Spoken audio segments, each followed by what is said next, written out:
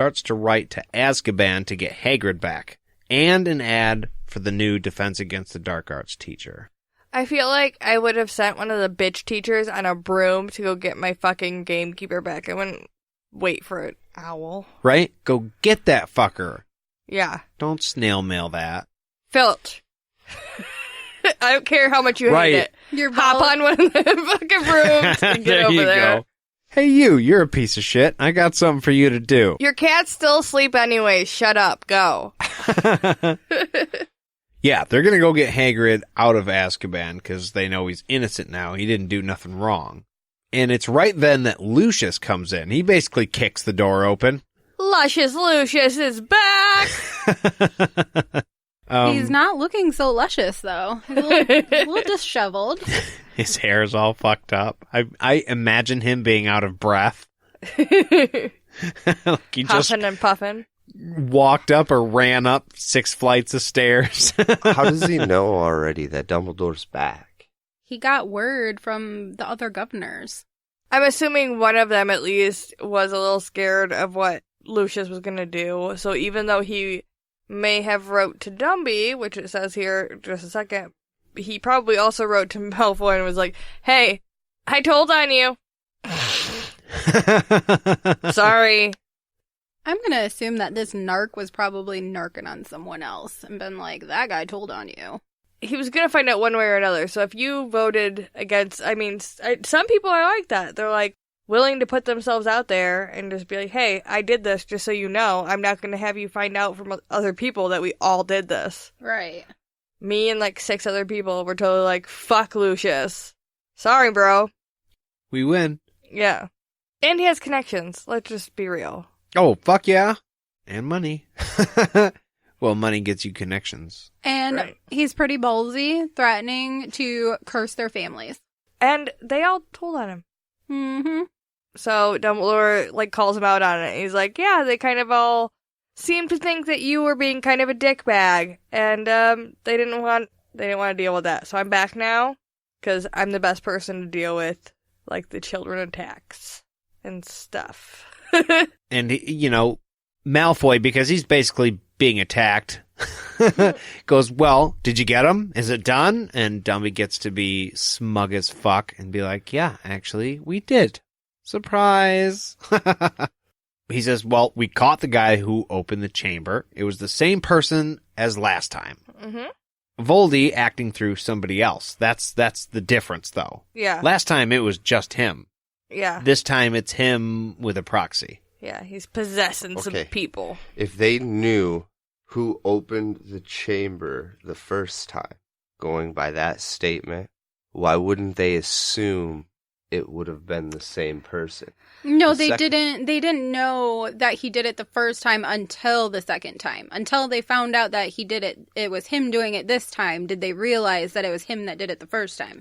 Oh, my bad. It was Hagrid. They thought that's why he's being looked at now. They assumed it was Hagrid because assumed it was Hagrid. Pinned it on Hagrid. But Dobby never really believed that. No, he always questioned it. So this just verified for Dobby what actually happened that first time. Now he knows it wasn't Hagrid the first time. It was for sure Riddle the first time, and it's him the second time. And he holds up the diary. This is when Dobby's like freaking out. Because, hey, by the way, our favorite house elf is there. And we learn who his master is. Poor Dobby. Yeah. Yeah, it makes total sense now that we know he was treated like shit. Yeah. Oh. Surprise! Oh, the Malfoys? Oh, okay. Oh, they're not good to their servants? Shocker. Oh. Dobby goes on about how it's so lucky they figured it all out and Riddle's memory has been wiped away and that Arthur's daughter wasn't the one that was caught doing these terrible things to Muggles. And Malfoy's like, yeah, that's super fortunate. And the whole time Dobby is like pointing and mouthing, and this whole situation is super weird to me. He's also slapping the shit out of himself while he's doing it. Yeah, he's totally beating the crap out of himself. Did you notice the secondary plot here in this whole conspiracy of opening the chamber by using Ginny and having her be deemed as the one killing the Mudbloods. Her dad working in the ministry, that would look bad for him and then end up setting him up for issues down the road. No, that's just a stupid theory. No, it's in the book.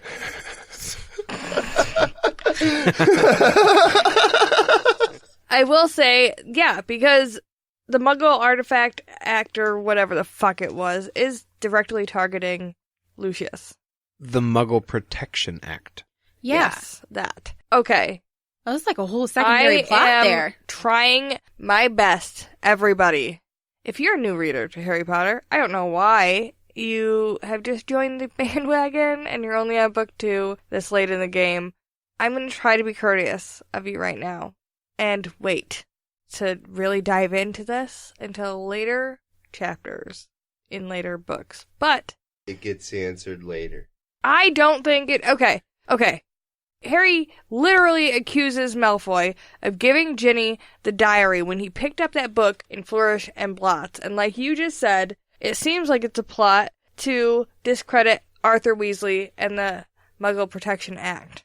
And Dobby's knowledge seems like this was a fully fleshed out, thought about plan, which means that Lucius Malfoy knew that Riddle opened the Chamber of Secrets.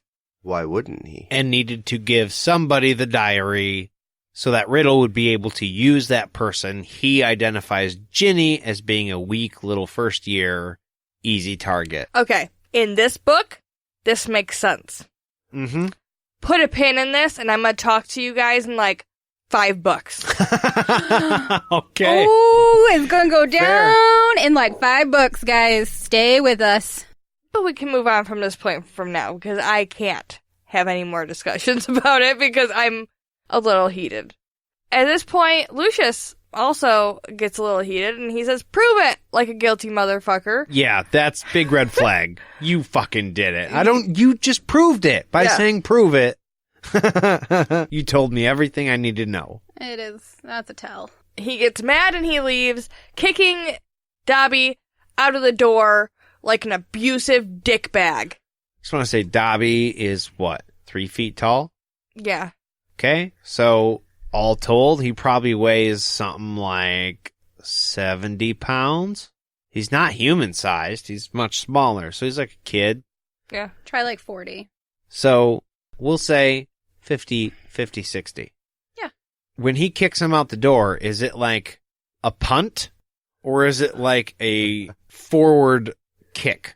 I'm going to go with like hard kick in the ass. So he didn't literally kick him out of the door. He just kicked him going through the door. Even as pissed off as he would, I would imagine he wouldn't want to scuff his shoes, too. Well, no, they're already fucked. He didn't even get them bitches polished today. They're mid-polish. Well, mid-polish. I mean, keep in mind, the Dobby continues squealing all the way down this hallway and around the corner. Yeah, so he keeps kicking the shit out of him. Yeah, which is so sad.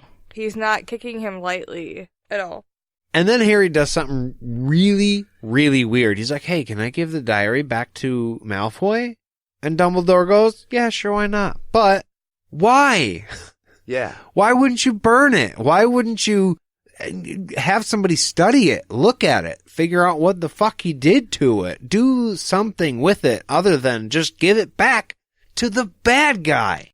And it's such a weird, he had this line of thought so quickly, and it's so weird that I don't even know that, top Ravenclaws could have followed it. I'm gonna give the bad guy back his fucking diary, and he's gonna throw it, and fucking Dobby's gonna be freed. That's a lot of ifs, man. He's taking a lot of chances. I mean, the Harry part of it, I'm going to go with, sames on this. No, not thinking clearly. I'm not following.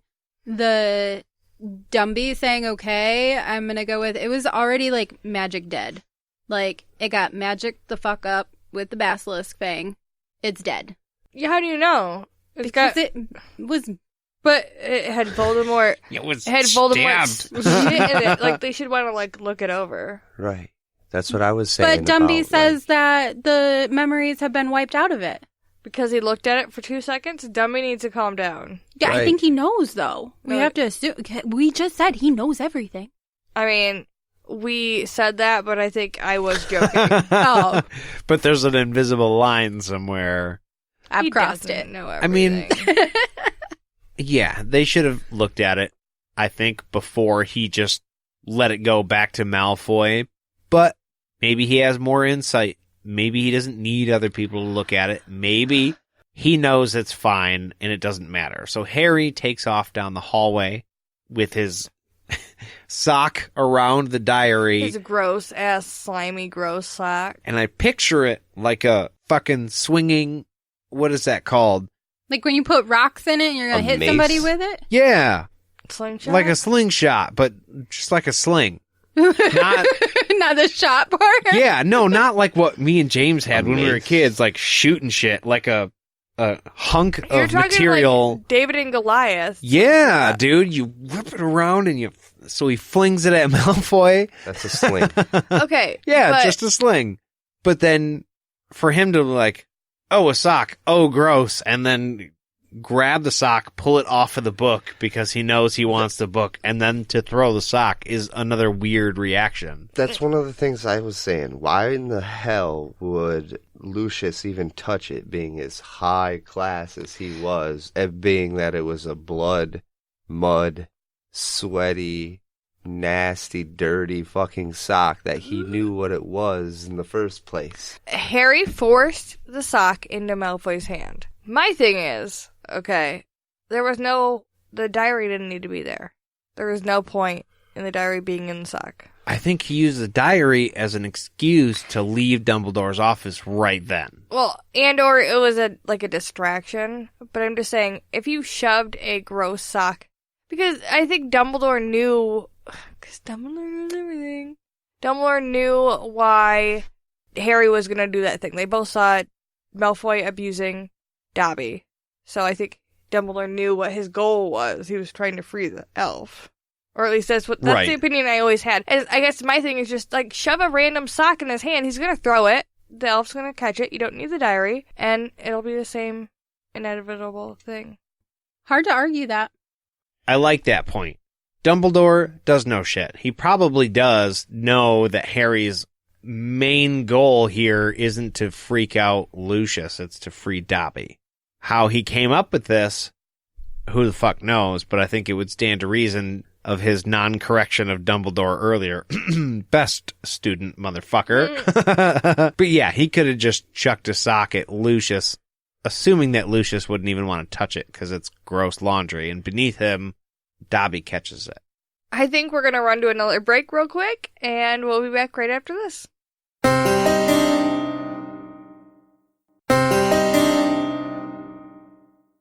And we're back. And it's at this point that Lucius threatens Harry and tells him that he's going to meet the same sticky end that his parents did. And they were meddlesome fools too. Absolutely, he's a fucking asshole. Who threatens a 12-year-old kid? And talks about his dead parents. Like, it's one thing to threaten a 12-year-old kid, but even other 12-year-old kids usually don't go to the dead parent place. Right. It's like a way low below the belt hit right there. But his son also did the same thing. So it, like, runs in the family. For sure. Yeah, they're one and the same.